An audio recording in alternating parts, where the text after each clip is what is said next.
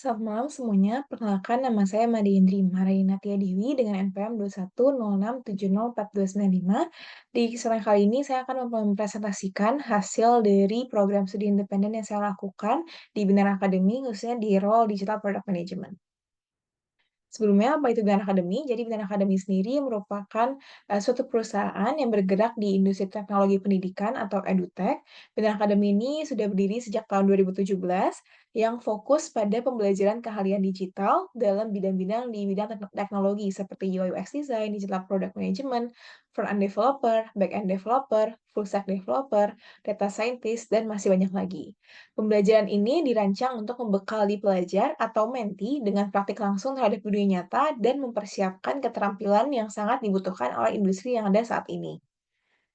Kemudian latar belakang saya mengambil role product management sendiri itu, berawal dari ketertarikan saya yang mendalam terhadap product manager, yaitu, karena saya tertarik ini, mencakup berbagai bidang, seperti bidang IT, desain, dan juga bisnis, dan menurut saya ini sangat menarik karena ketiga bidang ini harus saling terkait untuk bisa membangun suatu produk yang tidak hanya bisa menjawab kebutuhan pengguna, tapi juga bisa juga menguntungkan dari segi bisnis.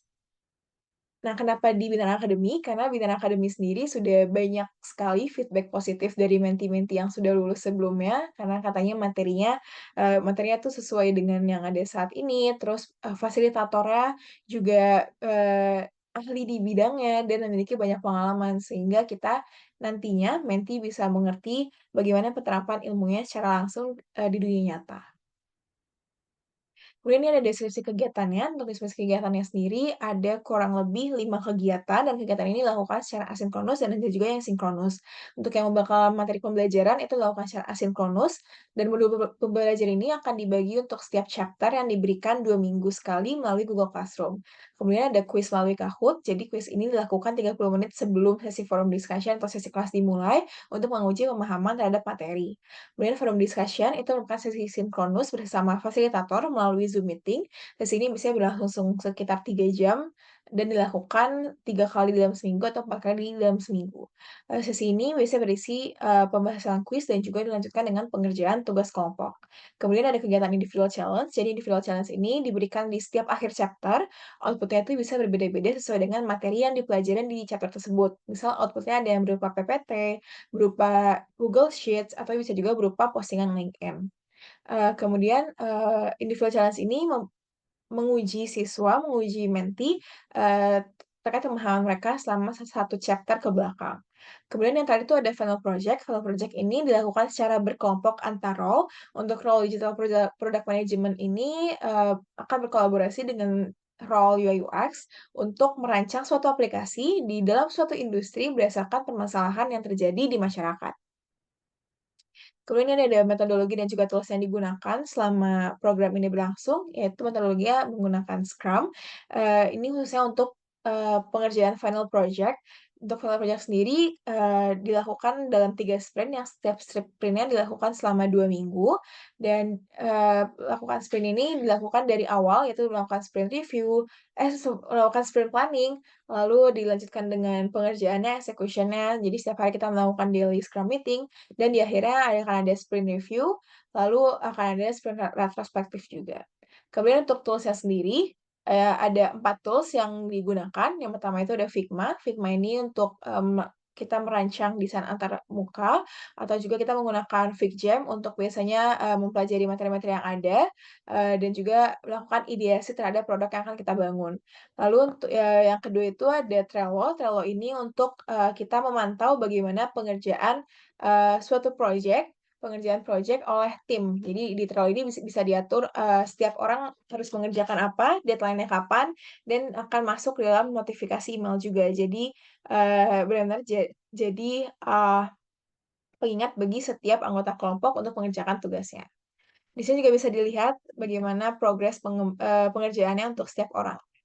Lalu, yang ketiga itu ada Google Sheets. Google Sheets ini digunakan, untuk biasanya untuk yang perhitungan seperti perhitungan revenue management, untuk analisis dari hasil riset juga. Kemudian yang terakhir itu ada Maze. Maze ini merupakan satu aplikasi yang membantu untuk, usability testing. Jadi di Maze ini kita bisa masukkan desain prototipe yang udah dibuat, Lalu kita juga bisa melakukan analisis terhadap hasil dari usability testing yang sudah dilakukan.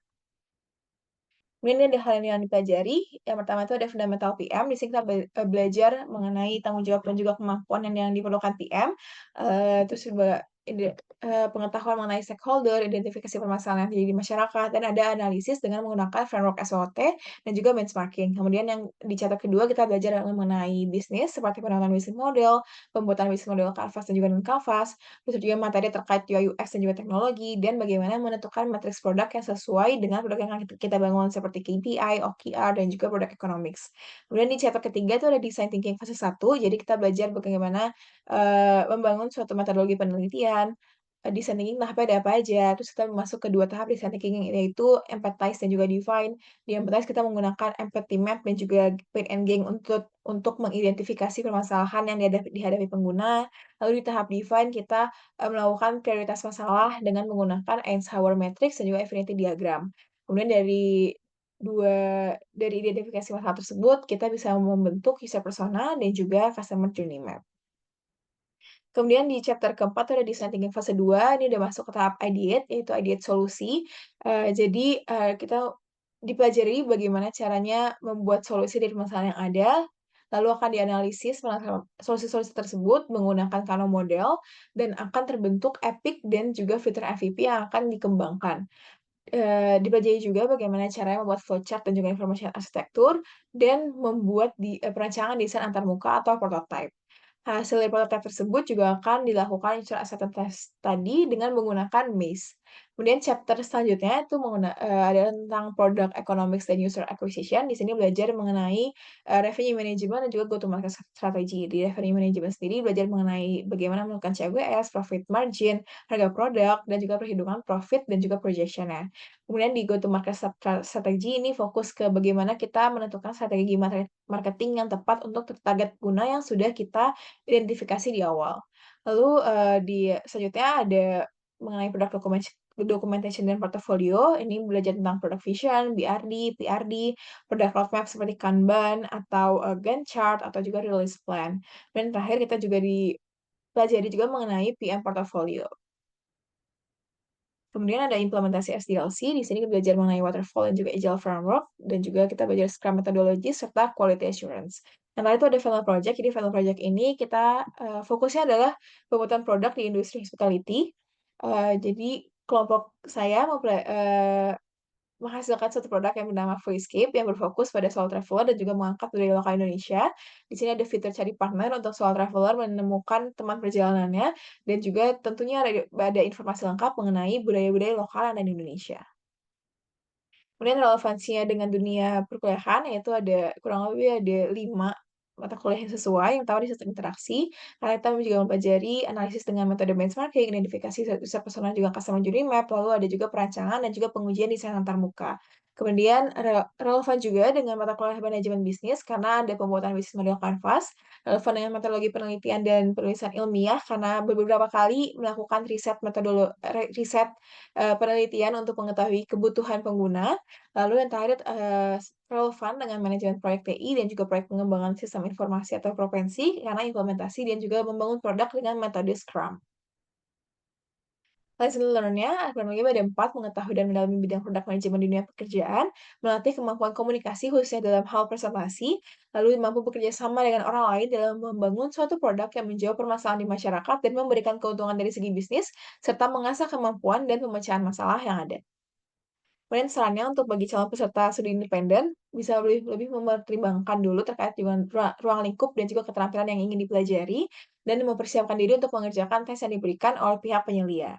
Lalu untuk bagi minat akademi, bisa untuk durasi kelas sinkronus dapat dikurangi intensitasnya agar peserta tetap dapat mempertahankan konsentrasinya, dan topik akhir untuk final project mungkin dapat dikomunikasikan terlebih dahulu kepada peserta agar peserta tidak merasa keberatan.